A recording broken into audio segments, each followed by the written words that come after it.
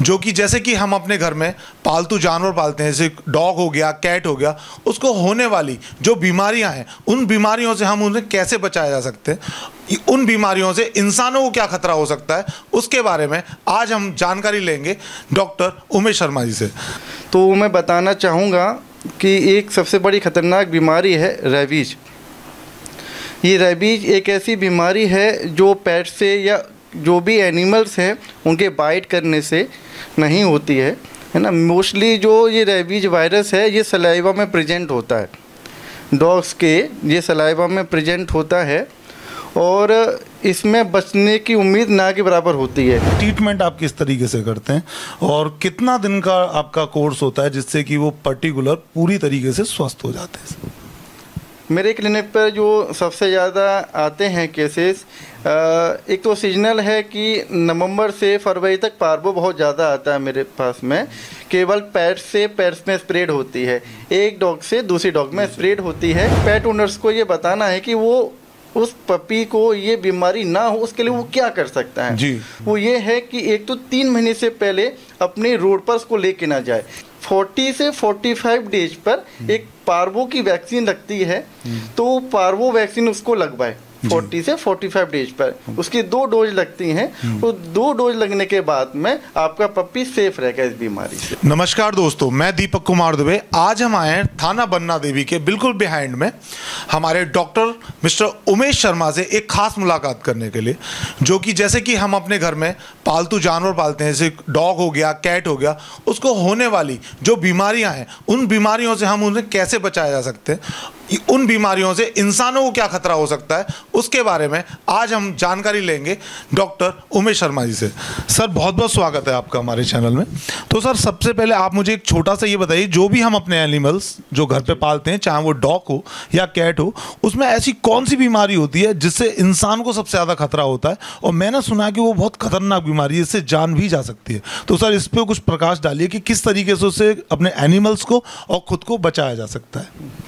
सबसे पहले तो मैं आपका धन्यवाद करना चाहूँगा कि आप इस प्लेटफॉर्म पे आके और हमें मौका दिया है बोलने का, और इस माध्यम से सभी पेट ओनर्स को एक बहुत जानकारी मिलेगी जो आपने ये अरेंज किया है पूरा। तो मैं बताना चाहूँगा कि एक सबसे बड़ी ख़तरनाक बीमारी है रेबीज। ये रेबीज एक ऐसी बीमारी है जो पेट से या जो भी एनिमल्स हैं उनके बाइट करने से नहीं होती है ना। मोस्टली जो ये रेबीज वायरस है ये सलाइवा में प्रेजेंट होता है, डॉग्स के ये सलाइवा में प्रेजेंट होता है और इसमें बचने की उम्मीद ना के बराबर होती है। इसलिए मोस्टली पेट ओनर्स को ये ध्यान रखना है कि जब पप्पी लेके आ रहे हैं, जब डॉग पाल रहे हो, तो उसका प्रॉपर रेबीज का वैक्सीनेशन रखें अपना। दूसरा कि सबसे बड़ा मिसकंसेप्शन ये रहता है पेट ओनर्स को कि 2 महीने का पप्पी है, 3 महीने का पप्पी है, को छोटा बच्चा है घर में, उसने बाइट कर लिया तो वो डर जाते हैं कि अब हमारे बच्चे को कोई रेबीज का वायरस ना हो जाए। तो सबसे पहले उसमें पेट ओनर्स को करना क्या है, वो ये समझ लें कि पप्पी की एज जो 90 डेज है, जो भी पप्पी 90 दिन का है या उससे छोटा है, उसमें रेबीज वायरस प्रेजेंट नहीं होता है। ये जो नॉलेज है मोस्टली पेट ओनर्स को नहीं पता होती है।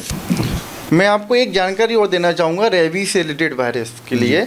जो वर्ल्ड हेल्थ ऑर्गेनाइजेशन का जो रिकॉर्ड है 1970 से और 2023 का जो रिकॉर्ड है, उनका रिकॉर्ड ये है कि 55,000 से 1 लाख केस रेबीज के विश्व में होते हैं और वो मरते हैं। 55,000 से लेके 1,000 लोगों को रेबीज होता है पूरे विश्व में, और उसमें से जो रिकॉर्ड है 1970 से 2023 तक का, केवल 5 लोग बचे हैं रेबीज से। हर विश्व में 1 लाख केसेस आते हैं हर साल, और उसमें से अब तक 5 केसेस बचे हैं, जिसमें से एक प्रॉपर लड़की बची है जिसका लगभग 76 दिन इसका इलाज चला था, 76 डेज एम्स में इलाज चला था, तो उस लड़की को डॉक्टर बचा पाए। तो मैं पेट ओनर्स को मेनली बताना चाहूँगा कि रेबीज से प्रिवेंशन कैसे करें। बिल्कुल, यदि अपने घर में पेट पाल रखा है उसे प्रिवेंशन कैसे रखें, और जो रोड पर घूम रहे हैं उनसे प्रिवेंशन कैसे रखें। तो मेनली ये है कि सबसे बड़ा मिसकंसेप्शन क्या है पेट ओनर्स को, कि वो ये समझते हैं कि बाइट करने से रेबीज होता है जी। सभी लोग ये जानते हैं कि यदि डॉग ने काट लिया तो रेबीज हो जाएगा। कभी भी डॉग के काटने से रेबीज नहीं होता है। रेबीज जो होता है, जो पेट्स है जो उसमें रेबिड वायरस है, उनके सलाइवा में वायरस प्रेजेंट होता है। जो रेबिड वायरस है वो डॉग्स के सलाइवा में प्रेजेंट होता है, लार में प्रेजेंट होता है। तो जो लार में वायरस प्रेजेंट होता है, तो यदि आपको बाइट किया है, आपका हेल्दी पेट है और किसी इन्फेक्टेड डॉग ने, जो गली का डॉगी है, उसने आपके पेट को बाइट कर लिया है और वो पेट आपका डॉग यदि आपको बाइट कर लेता है तो आपको घबराने की ज़रूरत नहीं है। आप अपने पेट को ऑब्जर्वेशन में रख सकते हैं 10 डेज। यदि 10 डेज के अंदर उसको सिम्टम नहीं आता है तो कोई घबराने वाली बात नहीं है। यदि आप उसको 10 डेज की ऑब्जर्वेशन में नहीं रख सकते हैं, आपको गली की डॉगी ने बाइट कर लिया है और आपको नहीं पता कि आज इस गली में है, कल दूसरी गली में रहेगा, बिल्कुल बिल्कुल सर, तो आप 10 दिन नहीं देख पाएंगे। तो आपको तुरंत प्रिकॉशन लेना है। सबसे पहले जहाँ आपको बाइट किया है, लाइफबॉय या डिटॉल साबुन से उसको वॉश करें घाव को अच्छे से। उसके बाद में आपको proper post vaccine schedule follow कराना पड़ेगा, जिससे रेबीज का आपका बचाव हो सकता है। सर यहाँ पे एक छोटा सा सवाल पैदा होता है कि जैसे जो ऑनर्स हैं या हम लोग हैं, हम लोग किस एज पे पप्पी को या पेट को हायर कर सकते हैं या उसे पाल सकते हैं? एक पर्टिकुलर एज होती होगी जिस एज पे हम उसे पाल सकते हैं, वो कौन सी एज होती है सर ऐसी? यदि हम छोटा पप्पी ले रहे हैं तो 25 से 30 डेज का वो हमें लेना चाहिए। ठीक है। उसके बाद में दूसरा सवाल जो है वो ये है कि उसका वैक्सीनेशन कब करवाएं। बिल्कुल, रेबीज का वैक्सीनेशन कब कराना चाहिए, सब बहुत इंपॉर्टेंट है सर ये। हाँ, तो मैं पेट ओनर्स को बताना चाहूँगा आपके माध्यम से कि रेबीज का वैक्सीनेशन जो होना चाहिए वो 90 डेज पर होना चाहिए। 90 दिन से पहले अपने पप्पीज को रेबीज की वैक्सीनेशन नहीं लगवाने की ज़रूरत है। ठीक है। क्योंकि 90 दिन से पहले रेबीज वायरस प्रेजेंट नहीं होता है बॉडी में। यदि पप्पी आपको या आपके परिवार में किसी को बाइट कर लेता है तो आपको किसी भी खतरे की बात नहीं है। ओके। ये आफ्टर 90 डेज यदि आपका जो पेट डॉग है वो आपको घर में किसी को बाइट कर लेता है तो फिर भी आपको डरने की ज़रूरत नहीं है, क्योंकि जो पेट डॉग होते हैं उनमें रेबीज के होने के चांसेस कम रहते हैं। होता है लेकिन कम होते हैं चांसेस। और मैं ये बताना चाहूँगा कि यदि आपको बाइट किया है और आपको स्क्रैच हुआ है या आपको वुंड क्रिएट नहीं हुआ है तो वहाँ पर आपको डरने की कोई आवश्यकता नहीं है।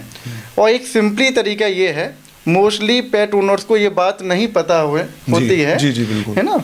तो मैं बताना चाहूँगा कि यदि आपके पेट ने आपको बाइट कर लिया है तो आप कैसे पहचानेंगे कि उसको रेबीज है कि नहीं है। बिल्कुल बिल्कुल, इसके काटने से हमें रेबीज होगा या नहीं होगा ये हम कैसे पहचाने। बिल्कुल सही। तो उसका जो मुख्य जानने का तरीका है वो ये है कि जिस दिन उसने बाइट किया है आपको तो आप 7 to 10 डेज ऑब्जर्वेशन में रखें उस पेट को।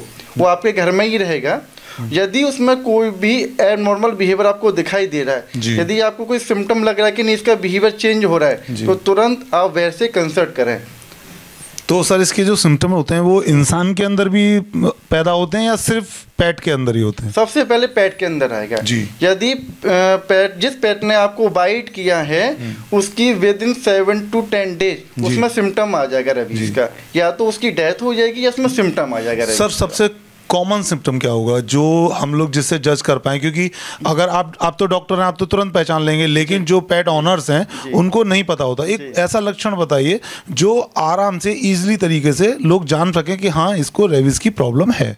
ये आपका बहुत अच्छा सवाल है जो आपने किया है।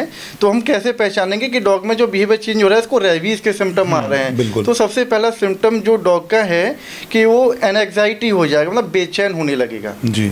और दूसरा सिम्टम जो बहुत ज़्यादा महत्वपूर्ण है वो ये हाइड्रोफोबिया। ये जो होता है वो पानी से डरने लगेगा। ये सबसे बड़ा मेन सिम्टम है। उसे एक फोबिया हो जाएगा कि मुझे पानी से डर लगेगा, नहाने से, पीने से, इस तरीके से भागेगा, वो दूर भागेगा, पानी से डरने लगेगा वो जी। तो सर ये जो बीमारी पाई जाती है एक कुछ खास नस्ल में होती है, हर पेट के अंदर होती है? ये सभी पेट्स के, चाहे वो कैट हो चाहे वो डॉग हो।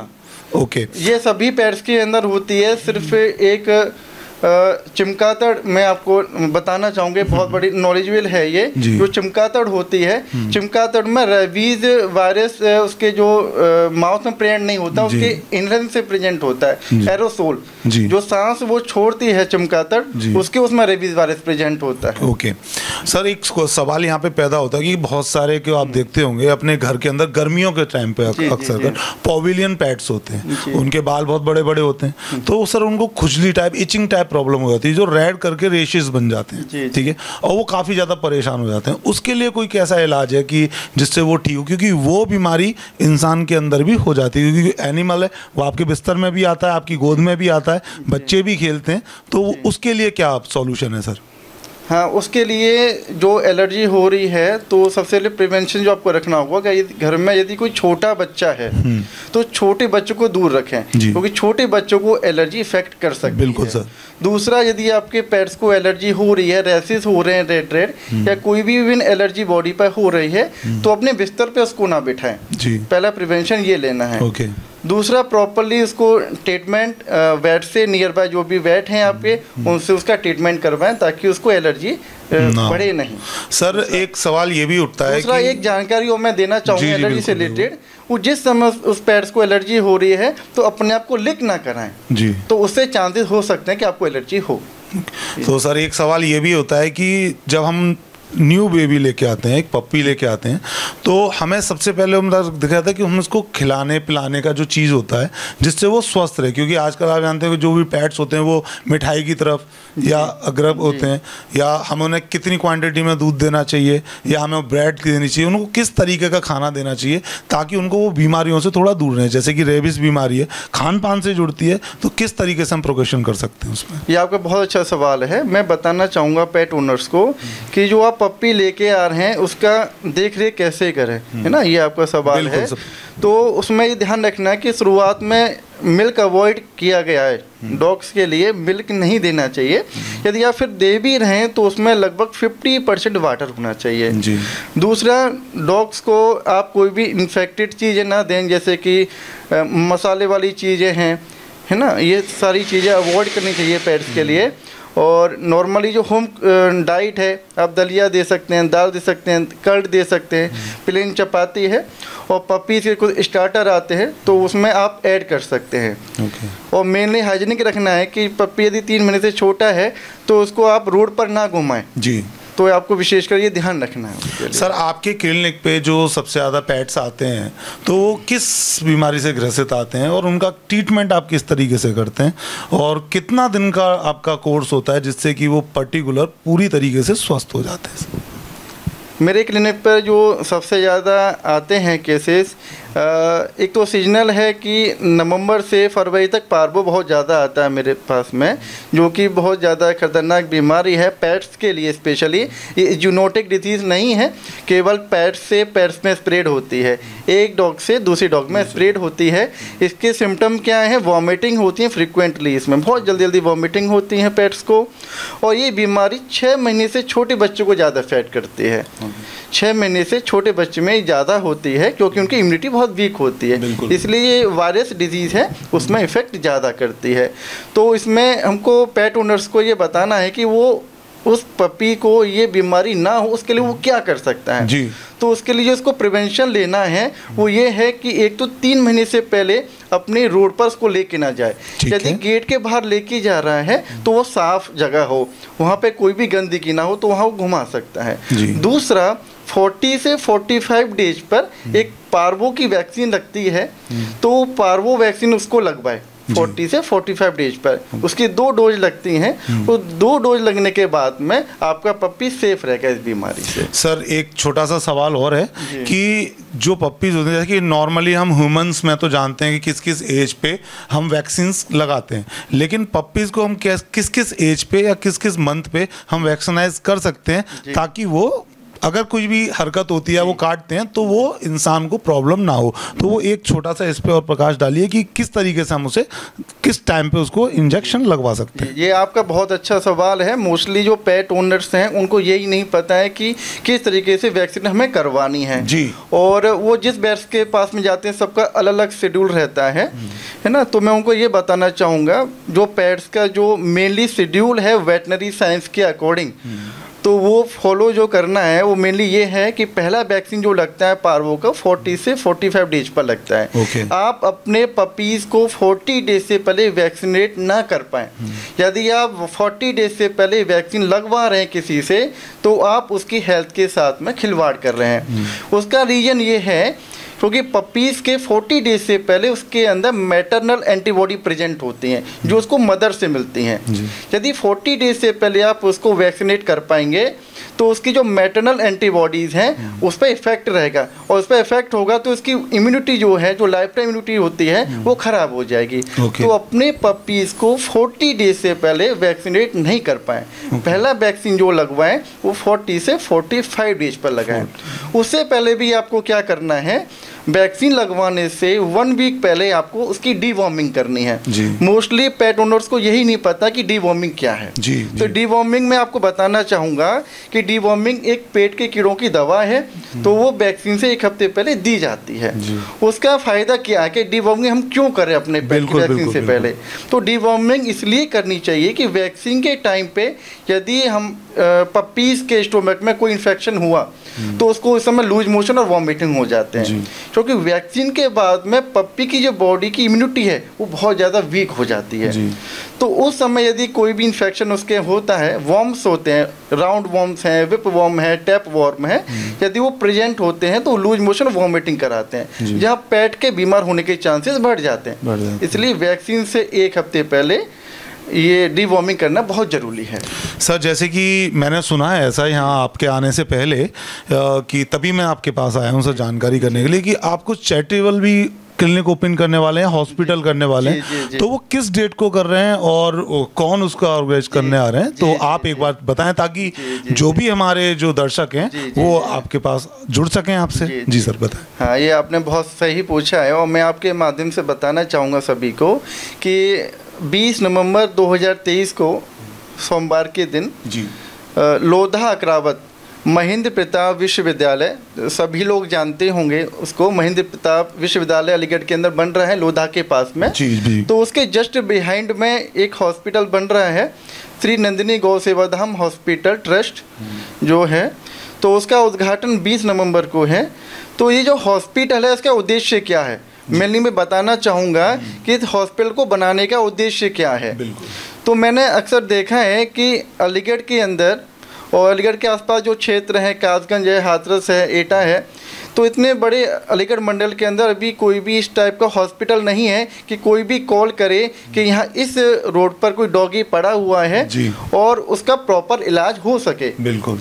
तो इसमें हॉस्पिटल में ये रहेगा कि एक एम्बुलेंस गाड़ी रहेगी और एक टोल फ्री नंबर रहेगा, तो उस पर कोई भी कॉल करेगा टोल फ्री नंबर पे, एम्बुलेंस तुरंत उसको लेके आएगी और हॉस्पिटल में लाकर उसका प्रॉपर ट्रीटमेंट करेगी। यानी कि सर जो स्ट्रीट डॉग्स होंगे या कोई भी स्ट्रीट एनिमल हो, उसको कोई भी प्रॉब्लम होती है, अगर एक टोल फ्री नंबर दिया जाएगा उस पर कॉल करेंगे तो वो वहाँ पे उसका इलाज होगा। सर ये तो बहुत अच्छा काम कर रहे हैं सर। जी, कितने भी जीव जंतु हैं, कोई भी पशु पक्षी है, इवन सभी का यहाँ निःशुल्क इलाज होगा और 1 रुपया भी उससे नहीं लिया जाएगा। जो कॉल कर रहा है उससे 1 रुपया भी नहीं लिया जाएगा। वो अपनी तरफ से कोई सहयोग करना चाहता है हॉस्पिटल के, तो वो सहयोग कर सकता है, ये चीज़ है। ओके, तो एक कैंपिंग का और क्वेश्चन, कैंपिंग सर करते हैं सर, आप कैंपिंग करते हैं कुछ तरीके की सर? हाँ, कैंपेन होती है, क्लिनिक पर कैंपेन होती है। जैसे कि एक 2024 में लव योर पेट डे हम सेलिब्रेट करेंगे 20 फरवरी को। तो उसमें जितने भी पेट्स होते हैं हम सब उनको इनवाइट करते हैं और उनको अवेयर कराते हैं कि अपने पेट से रिलेटेड जो भी नॉलेज होती है उनको शेयर करते हैं। ओके सर, तो देखिए अब आपने देखा हम आए थे हमारे डॉक्टर साहब मिस्टर उमेश शर्मा जी के पास जो पेट्स का इलाज करते हैं। इनका जो भी एड्रेस है और जो भी इनके कॉन्टैक्ट नंबर है मैं डिस्क्रिप्शन पर डाल दूंगा। आप जुड़े रहिए हमारे साथ। HBN news, Deepak Kumar Dubey, cameraman Pankaj Sharma के साथ। धन्यवाद।